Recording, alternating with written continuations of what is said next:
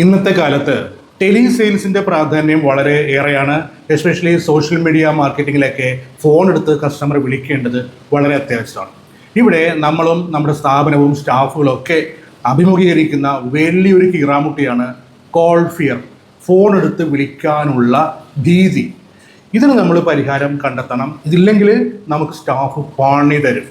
കാരണം എന്താ, നമ്മൾ നൽകിയ ഡാറ്റാസ് ഒക്കെ വിളിച്ചിട്ട് റിസൾട്ട് വട്ടപൂജ്യമാക്കി നമ്മുടെ മുമ്പിലേക്ക് തരും.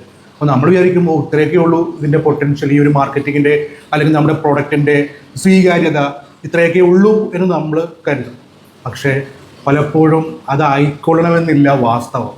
കാരണം എന്താ അറിയോ, വിളിക്കാൻ പേടിയുള്ള ഒരു സെയിൽസ് സ്റ്റാഫ് ശരിക്കും വിളിക്കില്ല. പേരിന് പേടിച്ച് വിറച്ച് കുറേയൊക്കെ വിളിക്കും, എന്നിട്ട് അതിൻ്റെ റിപ്പോർട്ടും തരും. ബാക്കിയുള്ളതൊക്കെ വിളിച്ചിട്ട് ഞാൻ വിളിച്ചിരുന്നു, കിട്ടിയില്ല, നോട്ട് പിക്കാണ്, അതാണ് ഇതാണ് എന്നൊക്കെ പറയും. ഒരു പരിധിവരെ CRM ഉണ്ടെങ്കിൽ ഇതൊക്കെ നമുക്ക് പരിഹരിക്കാം. എങ്കിലും ഇത് വലിയ പ്രശ്നമാണ്.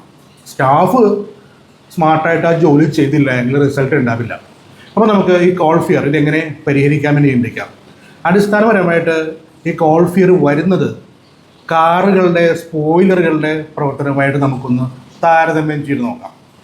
നമ്മുടെ എയർപ്ലെയിൻസ് എല്ലാം ഒരു പരിധിക്കപ്പുറത്തേക്ക് വേഗത ആർജിച്ചു കഴിയുമ്പോൾ അതിൻ്റെ വിങ്സിലേക്ക് വന്ന് പ്രഷർ കൊടുക്കുന്ന ആ എയറാണ് അതിനെ ആകാശത്തിലേക്ക് ഉയർത്തുന്നത്, അല്ലേ?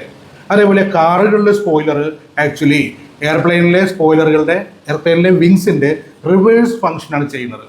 അതായത് അമിത വേഗതയിൽ 250-300 കിലോമീറ്റർ വേഗതയിലൊക്കെ പോകുന്ന സ്പോർട്സ് കാറുകൾ റോഡിൽ നിന്ന് അല്പം ഉയർന്നു പോകാൻ സാധ്യതയുണ്ട്.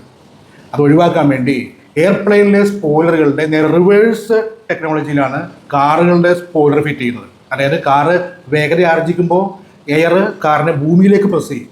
അപ്പോൾ 1500 കിലോഗ്രാം വെയിറ്റുള്ള ഒരു കാറ് ചിലപ്പോൾ 2000-2500 കിലോഗ്രാം ആയിട്ട് അത് ഫങ്ഷൻ ചെയ്യും. അങ്ങനെ കാറ് ആകാശത്തേക്ക് വരാതിരിക്കും. അപ്പോൾ കാറിൻ്റെ വെയിറ്റ് ഇത്രയേ ഉള്ളൂ, പക്ഷേ ആ സ്പീഡും എയർ പ്രഷറും അതിൻ്റെ വെയിറ്റ് കൂട്ടും. അതേപോലെയാണ് ഈ കോൾ ഫിയർ വരുന്നത്. വിളിച്ചാൽ ഒരു കുഴപ്പമുണ്ടാവില്ല, ഒരു അപകടവും സംഭവിക്കാനില്ല. പക്ഷേ ചിന്തിച്ച് പേടിച്ച് ഇല്ലാത്ത ആൻസൈറ്റി ഒക്കെ ഉണ്ടാക്കും.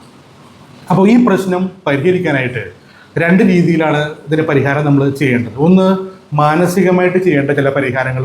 2, ശാരീരികമായി ചെയ്യേണ്ട ചില പരിഹാരങ്ങൾ. ആദ്യം മാനസിക പരിഹാരത്തിലേക്ക് വരാം. നമ്മൾ ഒരു പ്രോഡക്റ്റ് അല്ലെങ്കിൽ ഒരു സർവീസ് ഒരു കസ്റ്റമർക്ക് ഓഫർ ചെയ്യാൻ വിളിക്കുമ്പോൾ അത് ആ കസ്റ്റമർ ചിലപ്പോൾ നിരസിച്ചേക്കാം. ഈ നിരാശത്തെ നമ്മൾ ഹൃദയം തുറന്ന് ഉള്ളിലേക്ക് എടുക്കേണ്ടതില്ല. കാരണം നമ്മൾ വേറെ, നമ്മൾ നൽകുന്ന ഓഫർ അല്ലെങ്കിൽ പ്രൊഡക്റ്റ് വേറെ. കസ്റ്റമർ നമ്മുടെ ഓഫറിനെ അല്ലെങ്കിൽ പ്രോഡക്റ്റിനെ ആയിരിക്കാമെന്നല്ലാണ് നിരസിച്ചിരിക്കുന്നത്, അല്ലാതെ പേഴ്സണലായിട്ടും നമ്മളെയല്ല. അപ്പോൾ ഈച്ച് ആൻഡ് എവരി റിജക്ഷൻസ് ഹൃദയത്തിലേക്ക് ഏറ്റുവാങ്ങുന്ന ഒരു ഓട്ടോമാറ്റിക് ട്യൂണിങ്ങിലാണ് നമ്മളെല്ലാവരും ഉള്ളത്. സ്വാഭാവികമായിട്ടും നമ്മളൊക്കെ അങ്ങനെയാണ്. അത് മാനസികമായി തന്നെ അത് ആലോചിച്ച് ആ ട്യൂണിങ് മാറ്റുക. നമ്മൾക്ക് നമ്മുടെ ഓഫർ ആരോടും പറയാം. റിജക്ഷൻ ആയിക്കോട്ടെ, അത് നമ്മളോടല്ല, അത് ആ പ്രോഡക്റ്റിനോടാണ്. അത് നമ്മളെ ഏൽക്കാതിരിക്കണമെങ്കിൽ മാനസികമായി ഈ ഒരു അണ്ടർസ്റ്റാൻഡിങ് വേണം. പിന്നെ അടുത്തത്, ഇത് നോ പറഞ്ഞാൽ എന്താ പ്രശ്നം? ഒരു പ്രശ്നവുമില്ല. ഇപ്പോൾ ഒന്ന് ചിന്തിച്ച് നോക്കിയേ, ഒരു ഹൈറ്റിൽ നിന്ന് റോപ്പിൽ താഴേക്ക് ചാടുന്ന ബെഞ്ചി ജമ്പിൽ നമുക്ക് പേടിയായിരിക്കാം, പക്ഷെ ചാടാൻ നിർബന്ധിക്കുക. നമ്മൾ ഹൈറ്റിലെത്തി ചാടിയാൽ എന്തൊക്കെ സംഭവിക്കാം? ചിലപ്പോൾ അത്രയും ഹൈറ്റ് ചെയ്ത് വീഴുമ്പോൾ ആ ഷോക്കിൽ തന്നെ ഹാർട്ട് അറ്റാക്ക് കൊണ്ട് ചത്തുപോയേക്കാം, അല്ലെങ്കിൽ നാട്ടുകുടിഞ്ഞ് വല്ലതൊക്കെ ആയേക്കാം. കോളിൽ എന്ത് സംഭവിക്കാനോ? ഒന്നുമില്ല.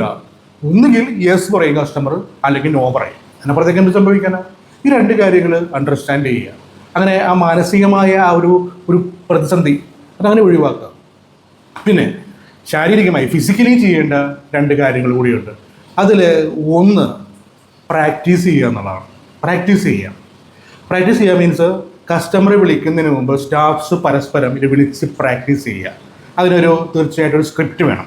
ആ സ്ക്രിപ്റ്റിൻ്റെ ബലത്തിൽ അങ്ങോട്ടും ഇങ്ങോട്ടും വിളിക്കുമ്പോൾ ആദ്യം ഫ്രണ്ട്ലി ആയിട്ട് വിളിക്കുന്ന രീതിയിൽ പ്രാക്ടീസ് ചെയ്യുക.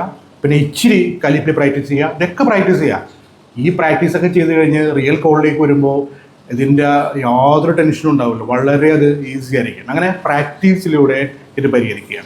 പിന്നെ ഫിസിക്കലി ചെയ്യേണ്ട 2ാമത്തെ പരിശീലനം അങ്ങോട്ട് കോൾ ചെയ്യുക എന്നുള്ളതാണ്. ചെയ്ത് ഇത് നിഷ്പ്രയാസം ചെയ്യാൻ കഴിയുന്ന ഒരു അവസ്ഥയിലേക്ക് നമ്മൾ എത്തും. ചെയ്യുക, കാരണം ചെയ്തേ ഇതിൻ്റെ പ്രാക്ടീസ് കിട്ടുള്ളൂ. കുറേ നാൾ ചെയ്ത് കഴിയുമ്പോൾ ഉണ്ടല്ലോ വളരെ സിമ്പിളായിട്ട് ഇത് ചെയ്യാൻ സാധിക്കും. ഒരു ഹാബിറ്റായി മാറും, ഒരു ശീലമായി മാറും. അപ്പോൾ ഈ രീതിയിലെല്ലാം നമ്മുടെ സ്റ്റാഫ്സിനെ കൊണ്ടുപോവുക, അവർക്ക് ട്രെയിനിങ് കൊടുക്കുക, മാനസികമായിട്ട് അവരുടെ ആ ഒരു വ്യൂ പോയിന്റിൽ മാറ്റം വരുത്തുക. റിജക്ഷൻ നിങ്ങളെയോ അല്ല, ഓഫറിനെയാണ്. അത് ഹൃദയത്തിലേക്ക് ഏറ്റുവാങ്ങേണ്ട യാതൊരു കാര്യവുമില്ല. പിന്നെ ഡെയിലി പ്രാക്ടീസ് ചെയ്യുക.